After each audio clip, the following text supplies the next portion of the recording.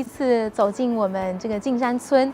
我才了解到说茶产业带来这么多的一些创收，为径山茶的品牌价值能够有这么多的提升。像外婆做的八宝饭，切开来之后，我会吃到什么样的东西，是带来非常多惊喜的。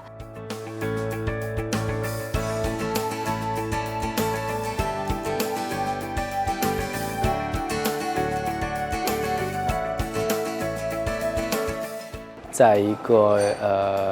他乡吧，然后能够全身心的去投入在工作当中，并且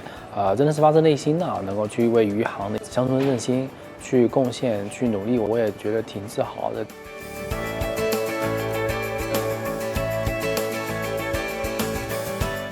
把这边的闲置房产能够把它变得更美，让它引进更多的一些产业来带动当地人们的一些收入之外，也可以吸引更多外来的游客能够来这里体验我们的